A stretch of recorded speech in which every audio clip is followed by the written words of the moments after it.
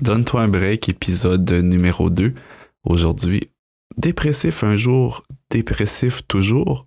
On pose la question. On va parler brièvement des alcooliques anonymes. On va vous donner un truc aujourd'hui et aussi, on va clôturer en parlant du papillon monarque. Bonne émission. Il y a un temps pour tout, un temps pour toutes choses sous le soleil, un temps pour jouer, un temps pour s'arrêter. Oui, il y a un temps pour tout. Donne-toi un break. Bonjour et bienvenue à un nouvel épisode de Donne-toi un break. Et je suis encore aujourd'hui en compagnie de ma femme Vicky Cadeau-Mercier. Salut Vicky. Salut. Et moi-même au microphone, Chani Roy. Alors, on vous retrouve encore aujourd'hui pour évidemment parler de stress, anxiété et dépression, mais pas nécessairement parler de ça en tant que tel, mais de toutes les façons dont on peut s'en sortir. Puis, de quoi on a parlé au dernier épisode, te souviens-tu un peu? On a dressé un peu la genèse de ce que nous a mené à travers ces 2 épisodes de dépression. Oui, c'est ça. Que je suis allé chercher de l'aide. Je sais plus exactement jusqu'où on s'était rendu.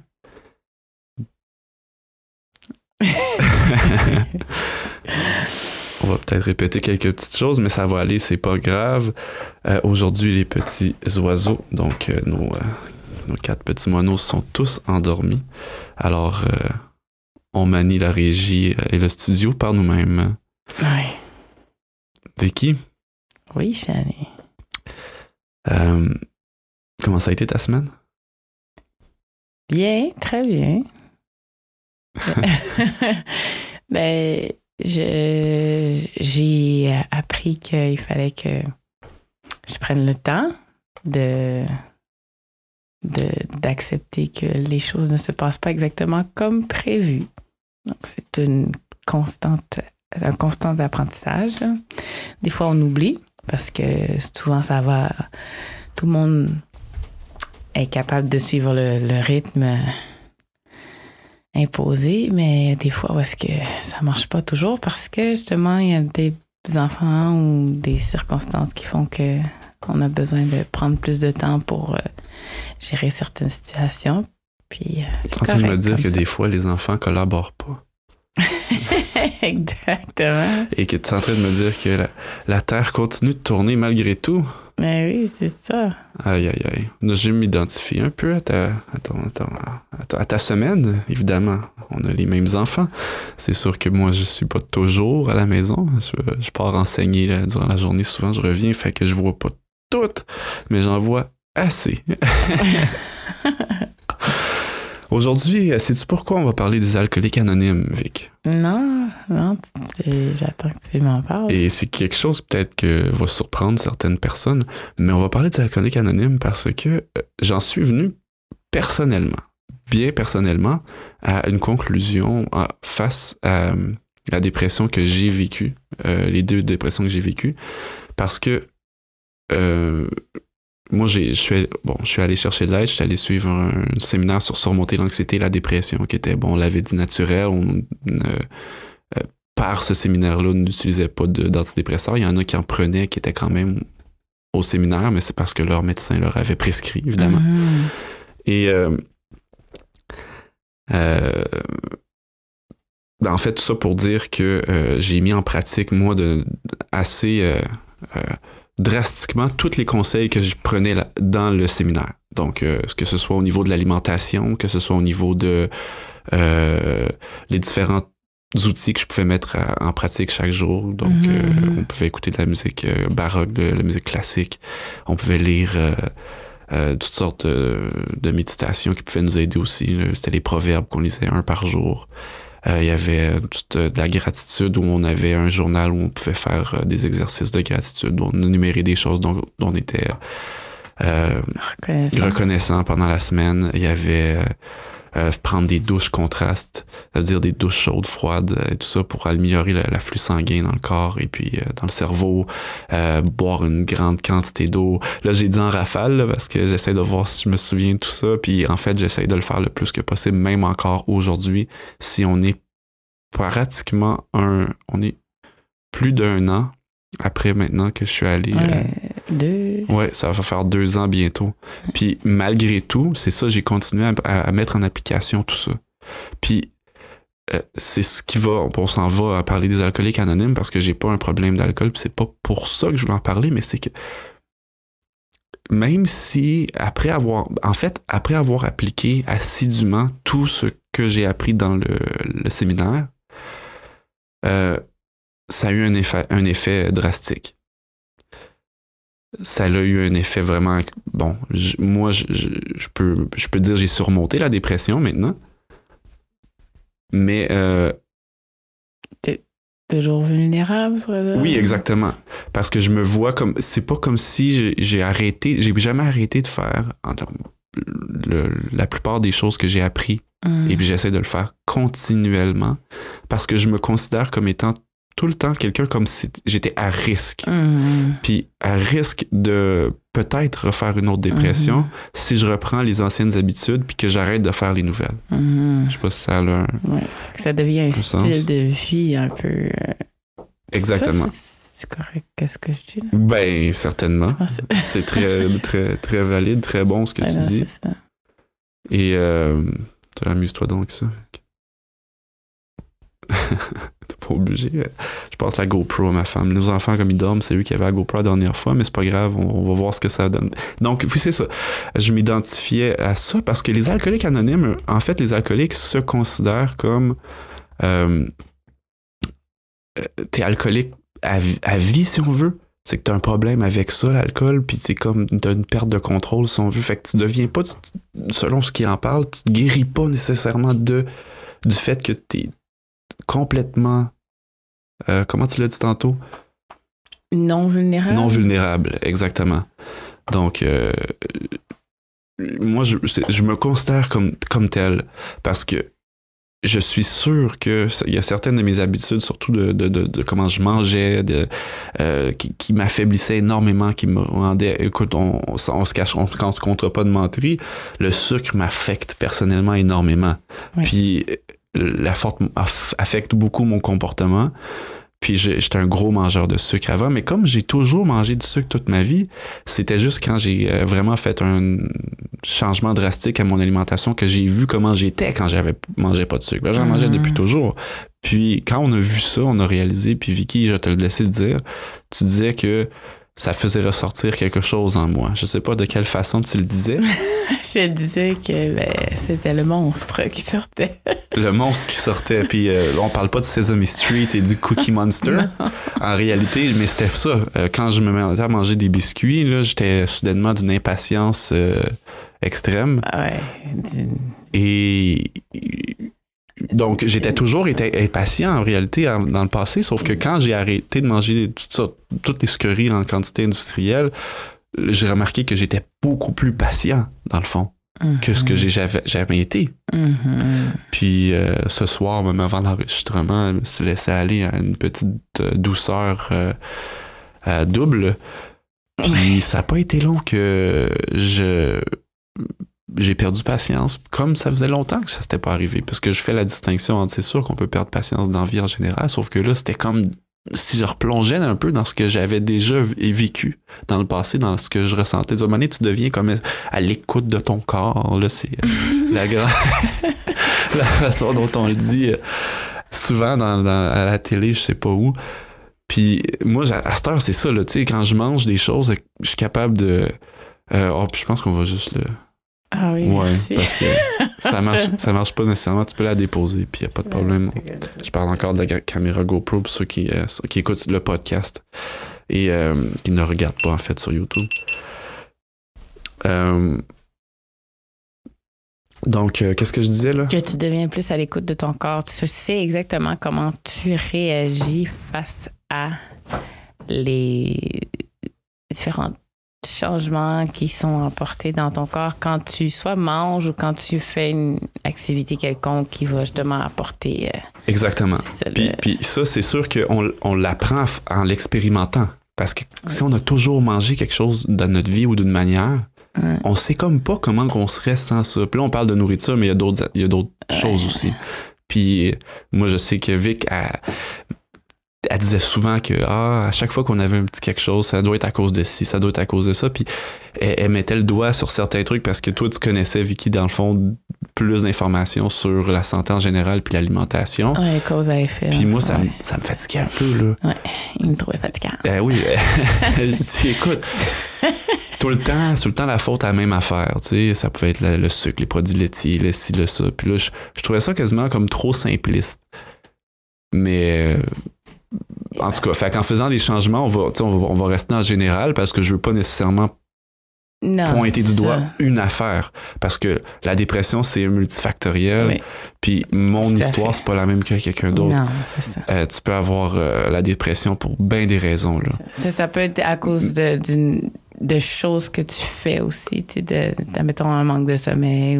Ou ça peut être relié à un manque de sommeil, ça peut relier à tes mécanismes compensatoires, tu sais, par rapport à quelque chose que, ça mettons, t'es stressé par quelque chose, ben tu vas, exemple, je sais pas moi, travailler plus. Oui, là, tu peux te surmener, tu peux pas faire assez d'activité physique, pas avoir assez de soleil, tu peux avoir vécu un deuil important, un gros deuil, puis qui va t'avoir plongé dans une dépression qui peut quand même des fois être sur quelques mois, des fois plus longtemps, des fois moins. Il y en a énormément de facteurs dans le fond. Tu peux être prédisposé à la dépression aussi. On viendra en ce détail peut-être sur un autre épisode pour ça. Oui, peut-être. Ouais. Mais en réalité, c'est ça. C'est que moi, quand j'ai constaté un peu ça, les alcooliques anonymes, comment qui abordaient ça, puis moi, je me suis dit, regarde, j'aime autant mieux me voir comme quelqu'un sujet à dépression pour le restant de mes jours parce que ça me fait énormément de bien de pouvoir continuer d'une manière assidue de mettre en pratique tous les trucs que j'ai appris. Voilà. Puis si je me voyais comme si c'est quelque chose du passé, je suis guéri, genre... je peux pas retourner, ça serait comme impossible que... Exact. C'est comme si ça me dirait je peux recommencer à manger tout ce que je mangeais, je peux recommencer à vivre comme je vivais parce que je suis guéri. Personnellement, je pense que mon mode de vie était relié à ma dépression énormément. Donc, ça vaut ce que ça vaut pour ceux qui écoutent. Mais c'est là où le lien, je le faisais en réalité. Puis... Donc, là, nous autres, on essaie de faire 3 segments dans l'émission. Donc, le premier où on parle un peu de où on en est, puis donc des fois, on va piger dans notre expérience un peu, comme qu'on vient de le faire. Puis aussi un segment là où on veut donner un truc. Puis, si j'osais se plonger immédiatement dans ce segment-là, éventuellement, on va avoir des transitions peut-être musicales, mais mon fils m'a montré à comment jouer la chanson d'intro avec le xylophone, mais je l'ai pas pratiqué encore, fait que je me suis comme gardé une petite gêne aujourd'hui. Le but, c'est d'avoir du fun aussi, puis on se donne un break nous-mêmes, ma femme et moi, en faisant cet enregistrement-là. Fait que je me suis dit que j'allais essayer d'expérimenter avec différents instruments de musique. Là, j'ai seulement énuméré le xylophone, puis j'énumérerai pas les autres instruments que je me dis, j'aimerais ça l'apprendre, des fois le petit jingle, les petits accords par rapport à accompagner, parce que je veux pas me mettre de la pression, puis dire, il avait pas dit qu'il allait apprendre 56 instruments, puis finalement, il y a juste sa femme qui chante, puis on n'a jamais entendu un instrument de notre vie dans ce podcast-là. Fait que j'en dirai pas plus longtemps, mais au moins le xylophone, je vais essayer de le faire. Puis si jamais on voit que ça donne pas le résultat escompté, peut-être qu'on le entendra jamais. Alors, tout ça pour dire que le petit truc ou le premier truc en réalité qu'il faut donner, je pense, que ce soit pour anxiété, stress ou dépression, c'est le plus de base, puis c'est celui d'aller chercher de l'aide. Puis on énumérera plus en détail plein de trucs que ceux que j'ai nommés tantôt en rafale. Sauf que la première étape, c'est d'aller chercher de l'aide. Puis ça, je pense que je l'ai pas dit dans le premier épisode. Personnellement, le trigger, c'est ce qui a déclenché que j'ai voulu aller chercher de l'aide à la deuxième dépression, c'est que j'ai vu premièrement une annonce, là, on faisait une annonce du programme Surmonter l'anxiété et la dépression du Dr. Neil Nedley qui se donnait à Montréal. Puis je me suis souvenu d'une phrase que j'avais lue dans un livre qui s'appelait De la dépression masculine, que je m'étais acheté première dépression, mais que j'avais pas lu complètement. Mais quand même, dans ce livre, qui est d'ailleurs excellent pour ceux qui écoutent, s'appelle La dépression au masculin. Je suis pas sûr de l'auteur, il faudrait vérifier. Docteur Archibald. Archibald, j'avais dans la tête aussi, fait que c'est parfait. Il disait comme ça que parfois, nous qui souffrons de dépression, on n'a pas nécessairement le désir d'aller chercher de l'aide. Parce qu'on est juste comme dans une espèce de noirceur, d'une passe qui va pas. Ouais. Puis on survit comme on peut avec tout ça, puis c'est comme on est en dépression puis qu'on voit tout en gris puis en noir, c'est des fois on se dit regarde, il n'y a plus rien qui vaut la peine. Mais c'est physiologique aussi, là, c'est c'est prouvé là, que c'est même dans le cerveau, là, c'est en tout cas, oui, différentes... Et c'est pas un manque de volonté, c'est pas une lâcheté, c'est pas ça. C'est que tu dis, regarde, il n'y a plus rien qui vaut la peine. Fait que tu abandonnes un peu, puis on essaie par bout de surmonter, survivre, on pourrait plus dire. C'est ça, ouais. Puis, dans le livre, il disait comme ça que parfois, si on trouve pas le courage d'aller chercher de l'aide pour nous-mêmes, il faut trouver ce courage-là dans les gens qu'on aime autour de nous. Puis, en pensant un peu à... Je pense que je te l'avais rappelé aussi. Peut-être, tu m'avais rappelé. Je me souviens d'avoir dit ça. Ça se pourrait. Je me souviens d'avoir cherché exactement les mots à dire, en tout cas sur un site web d'une personne qui avait fait des dépressions. J'avais dit comment qu'il faut parler, parce que tout ce que je disais, ça créait une genre d'explosion. Là. Fait que là, je me suis dit, OK, je vais aller chercher les mots que je devais dire, puis je me souviens d'avoir dit ça. Ça se peut très bien. Puis dans le fond, moi, c'est ça, à ce moment-là, on avait déjà, je pense, 4 enfants. Oui. Puis ma femme, donc les gens que j'aime, je les traitais pas comme il faut, mais passais pas le temps. Il n'y avait pas le père qui devrait avoir, ni ma femme, ni le mari qu'elle pourrait avoir. Et puis ça m'a vraiment... je me suis mis à pleurer à ce moment-là en pensant à qui je n'étais pas pour ces personnes-là. Donc, moi, je me complaisais un peu. Là, non, complaire, c'est pas le bon mot, mais regarde, là, je suis déprimé, dépressif, tu diras le mot que tu voudras, mais c'est de même, puis on verra si ça se tasse. Sauf que en voyant l'annonce de surmonter l'anxiété et la dépression, puis en pensant à ma famille, là, j'ai dit non, là, c'est assez. Il faut passer à d'autres choses. Puis je sais pas si ça va marcher, parce que moi, je suis de nature très sceptique. Tous les petits trucs pour surmonter les petits bobos de la vie, puis la grippe, puis les remèdes de grand-mère, très peu pour moi. Si on m'explique pas en détail pourquoi ça fonctionne, parce que j'ai toujours dit, moi, c'est sûr, si t'essayes 14 remèdes en 14 jours, le 14e, il va marcher, puis ça fait 2 semaines t'es malade, puis de toute façon, si t'aurais rien fait, tu serais probablement guéri en 14 jours. Fait que c'est pas vraiment le 14e remède qui a fait effet. C'est juste que ça faisait assez longtemps que t'étais malade pour que ton corps ait battu le virus. Fait que moi, étant un peu comme ça, je me suis dit, bon, mais quand même, je vais aller chercher de l'aide.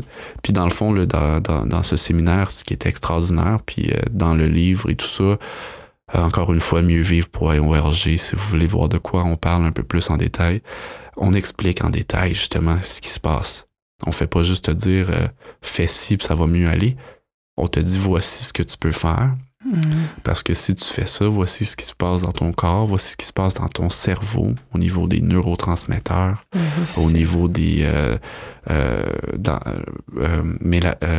mélatonine. Les hormones. Les hormones et tout ça, voici ce qui se passe. Bon, si les gens, ça les intéresse pas, ils sont pas obligés de tout lire, mais au moins tu sais quoi faire. Mais moi, pour le faire d'une façon vraiment assidue, j'avais besoin de lire puis de comprendre.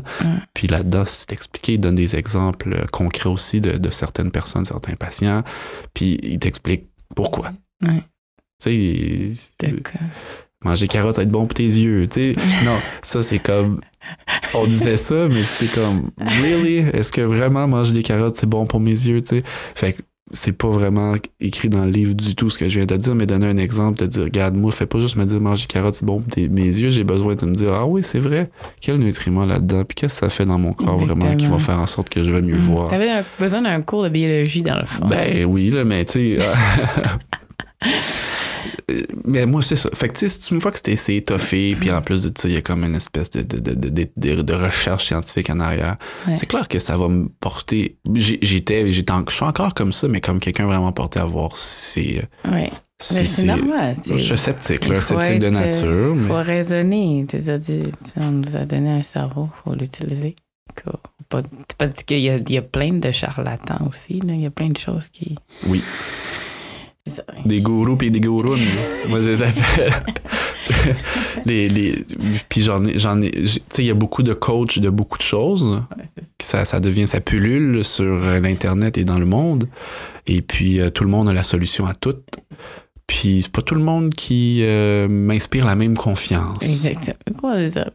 Comme ça. C'est dit gentiment. C'est ça. Hein? Mais ça a son sens aussi, tu sais, parce qu'il y en a qui sont pas très qualifiés ou que c'est juste justement... Et il faut dire qu'il y en a qui sont probablement excellents dans ce qu'ils font aussi, et qui disent de la bonne information. C'est pour ça que... Mais comment départager? Exactement.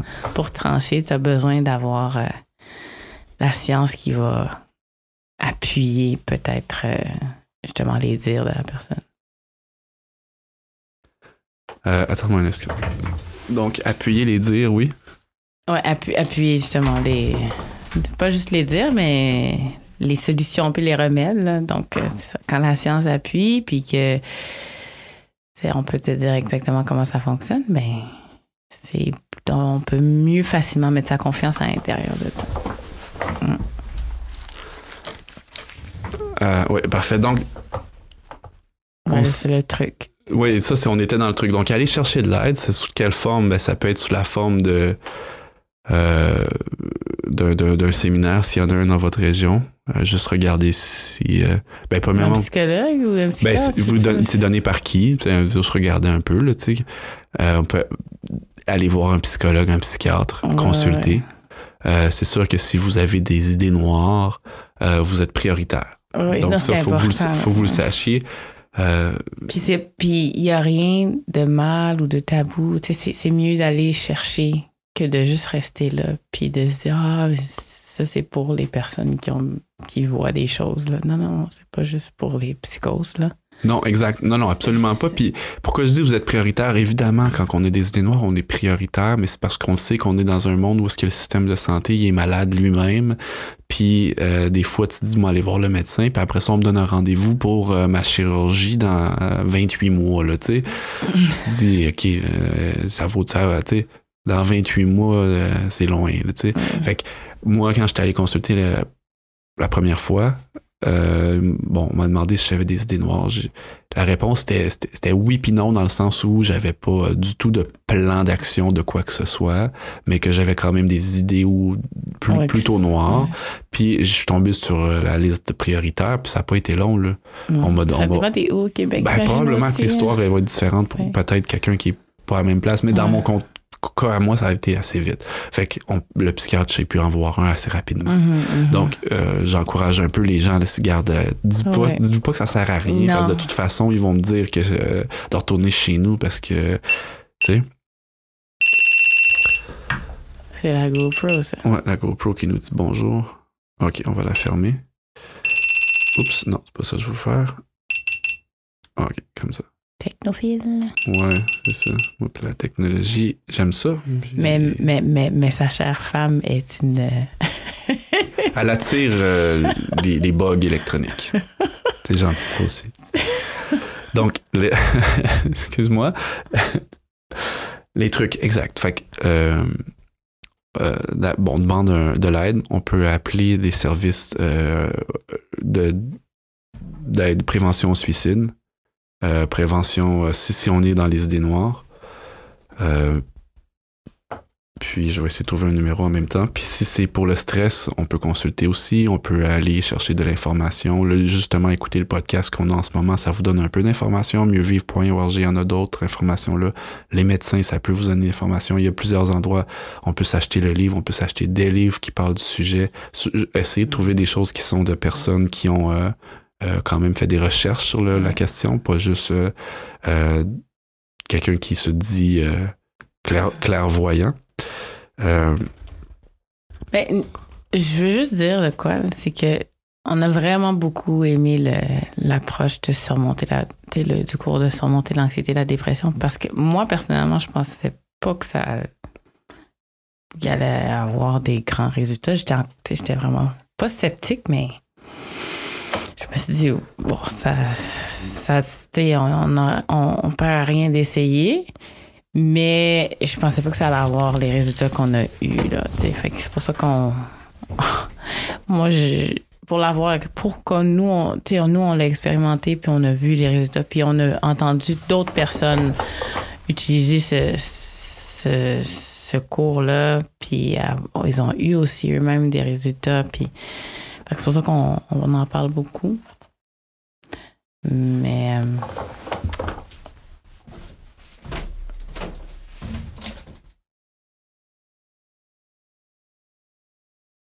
Ouais. Mais c'est ça. Fait que je dis, c'est pas... Donc, non, c'est sûr que moi, c'est parce que je veux pas donner l'impression aux gens qu'on a de l'argent à faire avec ça. On n'en a pas pantoute. C'est juste c'est notre histoire, puis on pense que c'est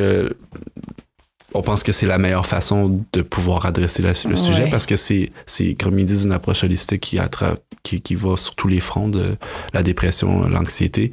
Puis c'est prouvé, là. Puis c'est récent. Puis c'est les dernières recherches là, les plus poussées là sur le sujet. Donc j'abonde dans ton sens. Surmonter l'anxiété et la dépression, Dr. Neil Nedley.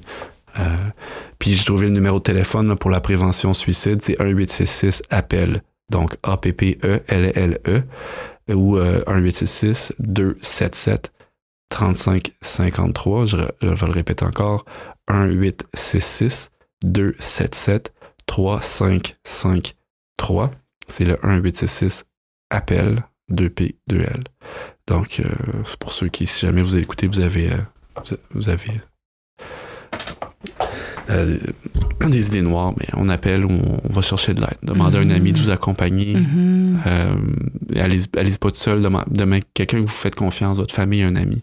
Ouais. Que ce soit pour aller voir le médecin, que ce soit pour appeler, que ce soit pour aller dans un séminaire. Allez-y accompagner, ça va vous donner du courage. Il y en a plusieurs qui ont fait ça d'ailleurs quand moi je suis allé. Il y en a qui étaient là avec leur conjointe. Il y en a qui étaient là avec leur ami, ou amis. Donc moi, c'était mon cas. J'étais là avec mon meilleur ami là-bas. On dirige Vicky vers le 3e segment, puis qu'on a appelé « Donne-toi une chance ». Et puis, ça fait le pont avec le 2e, qu'on disait « Donne-toi un truc ». Parce que il y a un autre point intéressant chez les alcooliques anonymes. Puis les alcooliques anonymes ont déterminé que il y avait plus de chances de succès pour leur thérapie si la personne s'en remettait, puis ce qu'ils appellent à Dieu ou à une force supérieure. Comme quoi on pouvait abandonner notre problème complet de dépendance à l'alcool à quelque chose de plus grand que soi, parce que par soi-même, on n'est pas capable d'affronter tout seul cette difficulté. Puis, ça fait partie intégrante des 12 étapes des alcooliques anonymes. Puis, j'ai trouvé ça intéressant. J'étais en train de feuilleter un livre à la bibliothèque sur... il y avait des livres là, qui étaient en display, on va dire, devant nous. Puis là, j'en ai feuilleté un, puis c'était celui-là. Puis, il parlait de ça. Puis, je dis, c'est intéressant. Je savais pas ça à ce moment-là, tu sais. Puis, il y a des recherches, même par rapport à l'anxiété et la dépression, puis peut-être d'autres mots, qui ont démontré aussi que ceux qui sont croyants ont de meilleures chances de guérison. Donc, il y en a peut-être qui écoutent ici aujourd'hui puis qui disent « Ouais, mais moi, là, trop peu pour moi, la croyance, les forces supérieures, puis Dieu, tu sais, ça m'intéresse pas pantoute. » Donc, on respecte quiconque qui est à l'écoute, mais j'ai décidé aujourd'hui de vous donner quand même un moment pour vous inspirer, donner du courage, en fin de segment, juste avant que ma femme puisse interpréter un autre beau chant aujourd'hui. Et puis, j'ai décidé de vous parler des papillons monarques, justement, pour donner un peu qu'on comprenne à quel point c'est pas superflu, c'est pas rigolo ou farfelu de croire dans une force supérieure. Tu vas voir un moment donné, tu vas voir la caméra si ça filme. Si tu veux regarder s'il y a des chiffres qui avancent une fois de temps en temps. Excusez les gens qui écoutent. Donc, je vais vous expliquer un peu le parcours du papillon monarque depuis sa naissance jusqu'à ce qu'il ne soit plus. Et c'est assez fantastique en réalité. Le papillon monarque, ce fameux papillon qu'on connaît, il pond un petit œuf de la grosseur d'une tête d'épingle sous un type très précis de feuille qu'on appelle en anglais le milkweed ou asclépiade en français. Un très beau terme. Mais il faut que ce soit vraiment sous cette feuille-là précise qu'il dépose son œuf. Ça peut pas être un autre des 10 milliers de feuilles ou de végétation qui existent. Pourquoi? Parce qu'il va se nourrir, cette larve-là, de ce type de plante-là qui est poison. Et ce poison-là ne l'est pas pour cette chenille-là, mais pour tous les prédateurs, donc les oiseaux qui pourraient vouloir manger cette larve, c'est poison, mais pas pour cette chenille-là. Donc, c'est la première étape de la naissance ou du petit papillon monarque. Ensuite, le petit œuf devient une petite chenille. Elle se met à manger, puis à manger vraiment énormément, beaucoup. En très peu de temps, puis elle grossit, puis elle prend énormément de poids, elle grossit plus vite que sa peau, on connaît le phénomène, elle fait une mue, donc elle perd sa peau. Ensuite, plusieurs fois, ça va se reproduire ça, grossit, perd la peau, grossit, perd la peau, grossit, perd la peau, encore une fois. Puis après plusieurs fois d'avoir mué, puis qu'on a fait ce petit manège-là, elle décide que cette fois-là, ça va être différent. Donc, au lieu de muer une nouvelle fois, elle se fabrique un petit cocon, et puis elle devient une chrysalide. Et puis, une fois à l'intérieur du petit cocon, quelque chose de phénoménal qui se produit. Le ver ou la chenille se désassemble littéralement, complètement, et devient comme une espèce de soupe de cellules. Complètement défait. Puis pendant qu'elle s'y trouve en sécurité, elle est en sécurité parce que les oiseaux ne vont pas la manger, parce que le cocon il est plein de ça, de cette feuille de milkweed là, qu'on a appelée plutôt l'asclépiade. Donc, le mécanisme ingénieux de tout ça jusqu'à maintenant peut, d'après moi, être difficilement attribuable à ce qu'on appelle si communément le hasard. Mais ça se finit, c'est pas fini. Elle se décompose dans cette sorte de soupe. Elle se déconstruit, la chenille, pour se reconstruire et se réorganiser. Soudainement, là, avec des petites pattes qui étaient minuscules au départ, se retrouve d'impressionnantes pattes très longues, avec des ailes élégantes, avec des antennes, des belles couleurs. Le papillon boit maintenant. Il ne mange plus de la plante d'asclépiade. Il boit du nectar à l'aide d'un tube, une longue trompe. Son système digestif n'est plus le même. Ses yeux sont maintenant différents. Son cerveau il est complètement différent aussi. Donc, c'est vraiment une réorganisation complète. Puis, il ressort de son cocon en sachant maintenant voler. Donc, un aigle, il doit apprendre à voler. Il y a des cours de vol par le papa et la maman aigle, je ne sais pas comment exactement appeler ça, mais pas le petit papillon qui sort de son cocon. Lui, là, il sait comment voler en partant. Pas de cours pour lui, c'est direct, bing, on se met à voler. Avec un design complètement aérodynamique, adapté pour le vol. Est-ce que ça peut vraiment être qu'un bête accident? Attendez, c'est pas fini encore. Il y en a plus. Alors que le monarque est né dans le nord-est, ils sont nés avec l'habilité de migrer plus de 3000 kilomètres jusqu'au Mexique. Un endroit où ils ne sont jamais allés avant, puis c'est un endroit où même leurs parents ne sont jamais allés. Parce que ça prend plusieurs générations pour faire le chemin de retour. Donc, le papillon peut migrer de l'Amérique du nord-est jusqu'au Mexique une seule génération. Il naît, il est capable de faire le voyage vers le Mexique. Pour retourner du Mexique jusqu'au nord-est, ça, c'est plusieurs générations de papillons. Donc, il n'y a jamais le grand-papa ou la grand-maman papillon qui a pu expliquer au petit papillon, voici ce qu'il va falloir que tu fasses plus tard. C'est pas de même que ça fonctionne. Alors, il naît en sachant déjà où s'en aller, pendant combien de 3000 km et plus pour se rendre jusque dans les belles montagnes du Mexique, là où il passe l'hiver, où ils parviennent surprenamment à survivre. Est-ce que ça peut être, encore une fois, le produit simple et pur et bête d'un accident, d'un hasard? Vous savez, une métamorphose comme celle-là est un vrai miracle. N'ayons pas peur du mot. Un mot comme force supérieure, des fois on dit moi je sais pas. Un mot comme Dieu, des fois on se dit encore moins. Un mot comme miracle, tant qu'on ne l'a pas expérimenté dans notre vie, on se tient encore un petit peu à l'écart. Je parlais que j'étais sceptique, que j'étais moi-même le premier à vouloir me mettre à l'écart d'un tel mot. Mais ça peut sembler un peu simple, mais c'est réellement ça. Faut pas avoir peur parce que si de la soupe de cellules qui a recréé la chenille pour en faire le beau papillon, de l'être désorganisé qu'il était, de ce qu'il est devenu. Je pense que cette même force, ce qu'on va appeler Dieu, peut nous aussi nous recréer, puis de la soupe qu'on est parfois devenu à travers que ce soit l'anxiété, la dépression, d'autres mots. On se sent réellement comme ça. De l'être désorganisé qu'on est maintenant peut-être. Il peut aussi faire de nous ce qu'on pourrait jamais faire par nous-mêmes.